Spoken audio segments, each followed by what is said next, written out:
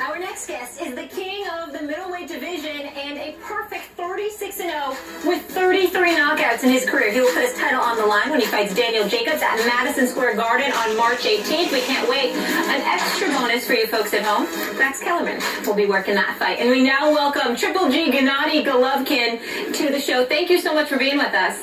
Oh, absolutely. Thank you. Now, before we get into your upcoming fight, we want to ask you about a potential fight, I think you've heard about it, between Floyd Mayweather and Conor McGregor. So we asked our Twitter fans at home who would win. 67% say Floyd, so not a total landslide there. Gennady, how do you see that fight playing out? Wow. It's not too much interest for this fight because it's a commercial fight, it's a business fight. It's not boxing, not for just... It's very good for record, for Floyd's records. In other words, Conor McGregor has no chance in a boxing ring, right, Triple G? Maybe 100%. Right. Just as Floyd would have no chance in an octagon. I want to get to your fight coming up with Danny Jacobs, who I've seen since he was a Golden Glove standout in New York coming up. He's an excellent middleweight.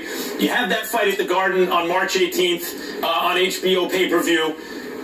After your last fight against Kell Brook, Triple G, I've heard a lot of people say you look vulnerable, and Danny Jacobs, unlike Kell Brook, is a natural middleweight. What do you have to say to those people?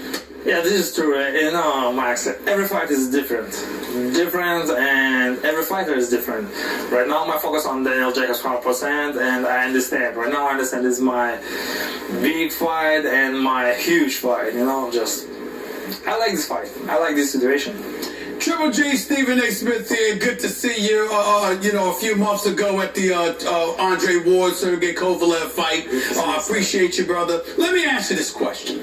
When I've seen you, others may have said they see a little bit vulnerability there. For me, I think that you took a step back because you believe people are running from you, so you actually want to look a little bit worse than you actually are, just so you're able to get people in the ring, mainly Canelo Alvarez, Saul Canelo Alvarez eventually. What do you say to people about that? Is that what's been going on with you?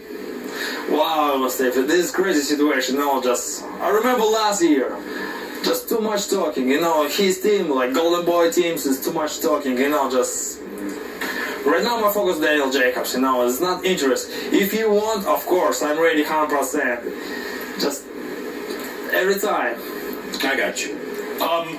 Speaking of Daniel Jacobs, who's your opponent on the 18th of March, who has a belt, who had an upset and first round knockout of Kid Chocolate, who was considered your main competition at middleweight, how do you beat him, Gennady?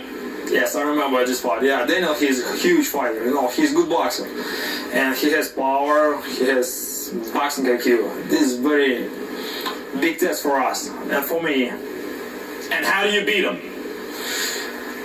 I think this is boxing IQ. Maybe different style. We'll have different style.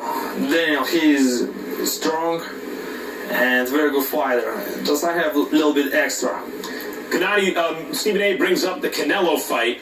The biggest prize in boxing is and always has been in recent years Floyd Mayweather. That's the biggest payday. He claims to be retired but may come out to fight Conor McGregor, and has said about you that you're beatable, that he could beat you.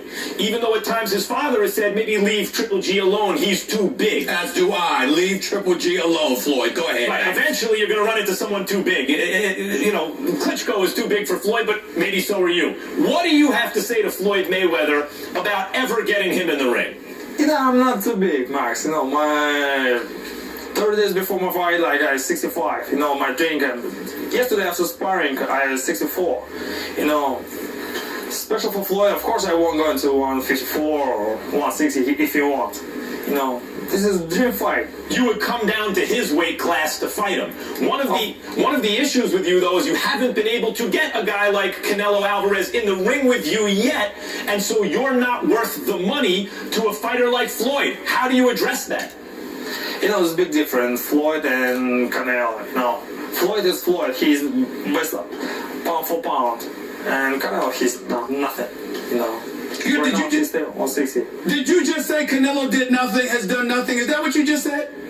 Yes, of course, because I talked with him just last year. I want this fight. I need this fight. Too much. I'm tired for this, talking too much. Last year, like, So you're saying you don't respect Canelo because he hasn't actually gotten in the ring with you yet?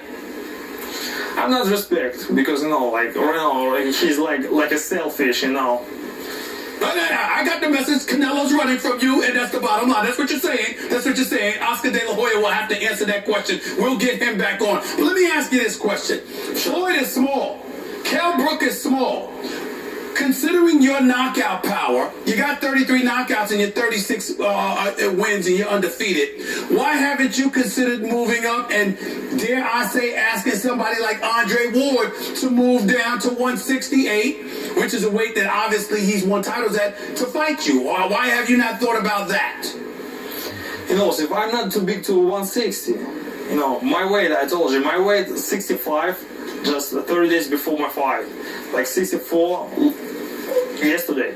And I think 160 is very good and 154 is very good, category for me. And 68 or 75, if I have big fight, like big money fight or big unification fight, of course.